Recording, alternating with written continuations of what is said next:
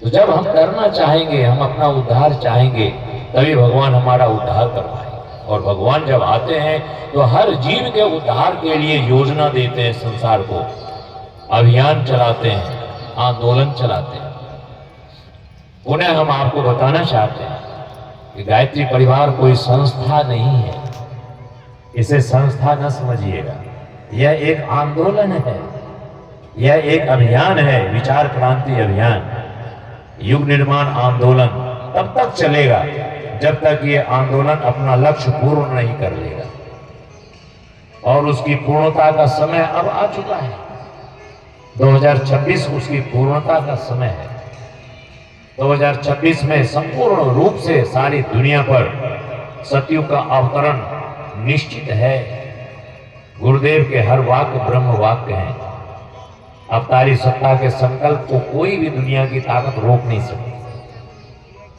तो हम उनके संकल्प के साथ जुड़ जाएं, यही समझदारी है। उन्होंने भी एक अभियान दिया, आंदोलन दिया, विचार क्रांति, वैचारिक परिवर्तन। उसके 3 आधार दिए।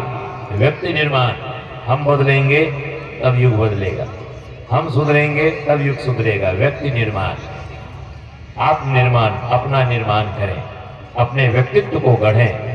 कैसे गढ़ें? उपासना, साधना, स्वाध्याय, संस्कार पद्धति से जुड़कर अपने व्यक्तित्व को शानदार बनाएं। दूसरा उन्होंने सूत्र दिया, परिवार निर्माण। हम परिवार में रहते हैं और धरती का 99.9% व्यक्ति परिवार में ही रहते हैं। मुश्किल से 0.1% व्यक्ति सन्यासी होते हैं। तो हम सब परिवार में हैं, गृहस्थ आश्रम में, गृहस्थ जीवन में हैं। तो परिवार में रह करके भी हम अपना उद्धार कर सकते हैं, परिवार निर्माण करके। और पूज्य गुरुदेव ने परिवार निर्माण के सूत्र दिए हैं। समग्र परिवर्तन, आमूलचूल परिवर्तन, ये है प्रक्रिया युग परिवर्तन की। इस समय लेस मात्र भी कहीं कोई कमी न रहने पावे, ये उनका संकल्प है। समग्र परिवर्तन, जरा भी इंसान के मन में किसी भी प्रकार की मलिनता, दोष न रहने पाए। तो परिवार को आदर्श परिवार बनाए। और पूज्य गुरुदेव ने परिवार के ऊपर ज्यादा बल दिया है, क्योंकि परिवार में व्यक्ति जन्म लेता है। परिवार का जैसा वातावरण संस्कार होगा, व्यक्ति का वैसा ही स्वभाव संस्कार बनेगा। परिवार से ही समाज बनता है। एक परिवार मॉडल बनेगा, आदर्श बनेगा, तो उसका प्रभाव पूरे समाज पर पड़ेगा और पूरे समाज में सभ्य समाज की स्थापना हो जाएगी, युग निर्माण हो जाएगा। व्यक्ति निर्माण, परिवार निर्माण, समाज निर्माण, यही है युग निर्माण। उस गुरुदेव का यही संकल्प है। तो व्यक्ति निर्माण के ऊपर तो खूब चर्चा हो चुकी है, आज कुछ परिवार निर्माण के ऊपर चर्चा करें, क्योंकि यहाँ सब गृहस्थ आश्रम में जुड़े लोग बैठे हैं, हर व्यक्ति परिवार में है। तो कुछ गुरुदेव ने कहा आदर्श परिवार की स्थापना करें। और आदर्श परिवार की स्थापना के लिए पारिवारिक पंचशील का ज्ञान हो। परिवार एक व्यक्ति से नहीं बनता है, परिवार कई सदस्यों को मिलकर के बनता है। तो कभी परिवार के सभी सदस्यों की ये जिम्मेदारी हो जाती है कि ऋषियों ने जो पारिवारिक पंचशील दिए हैं, उन पंचशीलों का ज्ञान हो, उसका पालन करें, उसके अनुरूप चलें, तभी हम अपने परिवार को आदर्श परिवार के रूप में स्थापित कर सकते। और पहला पंचशील है शिष्टाचार। पंचशील का पहला है शिष्टाचार, पोलाइटनेस, विनम्रता, शालीनता। उस गुरुदेव ने एक बहुत अच्छा वाक्य दिया है, शालीनता बिना मोल मिलती है, पर उससे सब कुछ खरीदा जा सकता है। जो शिष्ट शालीन व्यक्ति होता है, विनम्र व्यक्ति होता है, वो अपने शत्रु को भी मित्र बना लेता है। लेकिन जो उद्दंड और अहंकारी होता है, केवल अपनी ही आत्म प्रशंसा में लगा रहता है, उनके अपने भी पराये बन जाते हैं, मित्र भी शत्रु बन जाते हैं।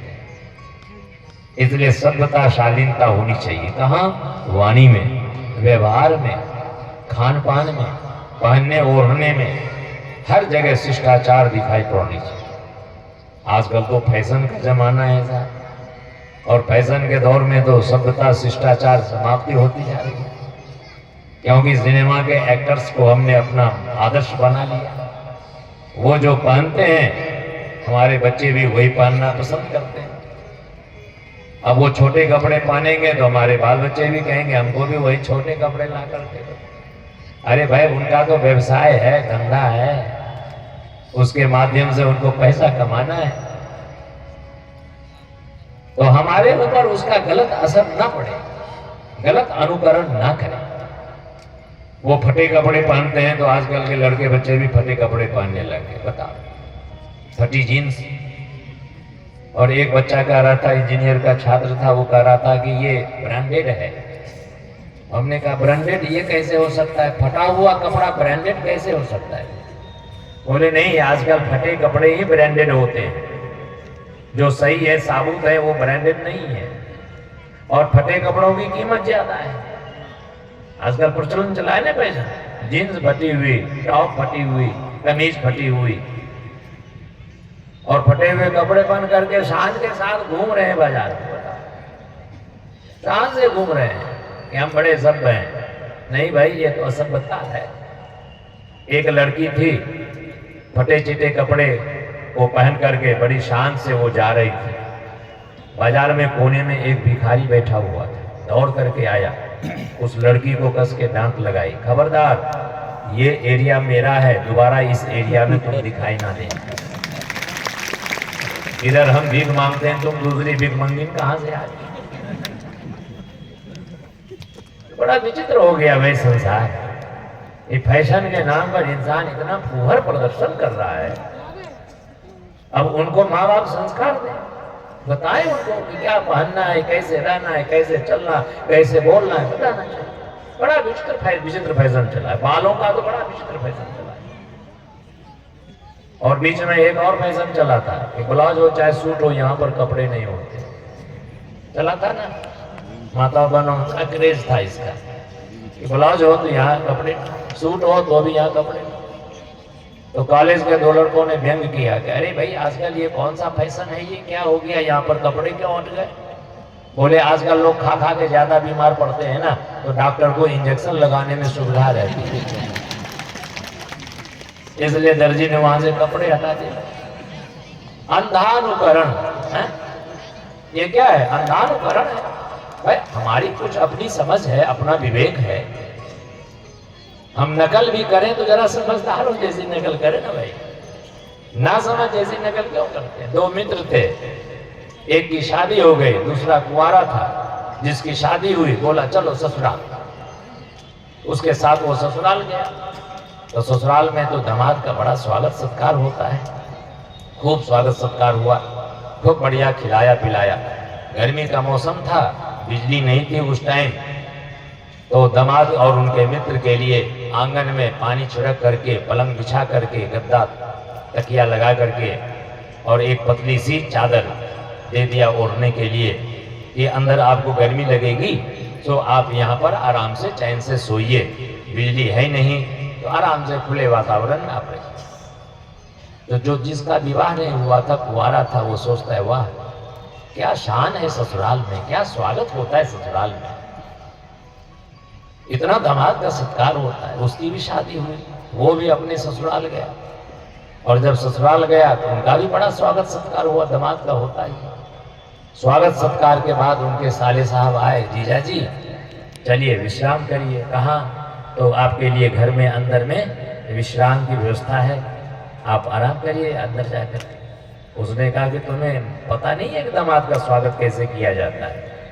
बोले स्वागत तो हम कर ही रहे हैं, आपके लिए बढ़िया पलंग गद्दा लगा हुआ है, आराम से घर में आप अंदर चल करके रूम में विश्राम करिए। उसने अपने साले साहब को डांट लगाई, तुम बेकल के बेकल ही रह जाओगे। अरे दामाद का स्वागत कैसे किया जाता है हमसे सीखो। तो कैसे क्या करें? बोले आंगन में पानी छिड़को, पानी छिड़कवाया। बोले पलंग लगाओ, पलंग लगवाया। बोले बिस्तर लगाओ, बिस्तर लगाया। बोले पतली सी चादर भागलपुरी जो बहुत ठंडी होती है वो चादर रख दो, और ओढ़ करके वो जिद करके वो सो गया बाहर खुले में।